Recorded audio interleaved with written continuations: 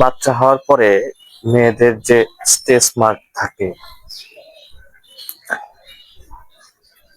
2.5 বছর বাচ্চাদেরকে স্তন পান করায় স্তনটা ঝুলে যাওয়া, সি সেকশনে কাটার পরে অ্যানেস্থেসিয়ার যে লম্বা সুইটা পিছন দিয়ে দিয়ে সামনে দিয়ে এফোর ওফর করিয়ে দেয়, এই যে ব্যথা, এই যে কষ্ট, 9 মাস রাত জাগা, এই যে 2.5 বছর হাত পেটে খাওয়া, মাথার চুল পায়ে ফেলে, মাথার ঘাম পায়ে ফেলে, মাথার চুলটা ঝরিয়ে যে কষ্ট, সে পৃথিবীর শ্রেষ্ঠ মা। তার কাছে ঐশ্বরিয়াও কিছু না,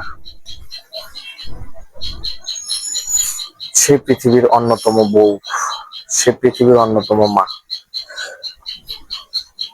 আজকের দিনে আমরা তার ব্যথা বুঝি না, তাকে অন্য চোখে দেখি। এই যে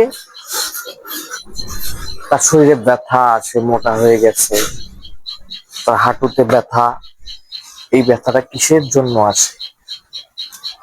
কিসের জন্য? আমার প্রজন্মটাকে বৃদ্ধি করা থেকে, আমার প্রজন্মটাকে ধারণ করা নিয়ে তার এই ব্যথা, কিন্তু আমরা সেটাকে বুঝি না।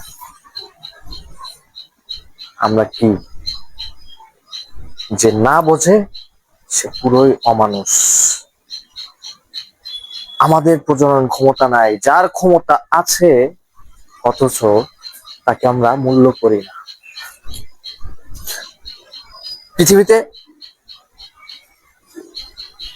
মেয়েদের যে কষ্ট, মেয়েদের যে ব্যথা, মেয়েদের যে যন্ত্রণা, এই যন্ত্রণাটুকু যদি কেউ না বোঝে, তাদের বোঝানোর মতো ভাষা আমাদের নাই, সে পুরোটাই অমানুষ। আজকে আমার বউ এরকম কেন, মোটা হয়ে গেছে কেন, তার চেহারা এরকম কেন, শরীরটা ঝুলে গেছে, কিসের জন্য? আমার বাচ্চার জন্য, আমার সব।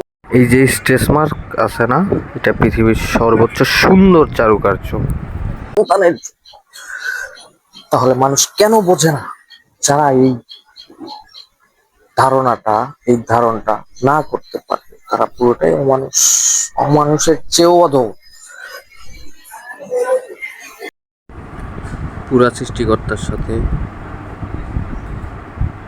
বেইমানি করা, সৃষ্টিকর্তাকে অবহেলা করা।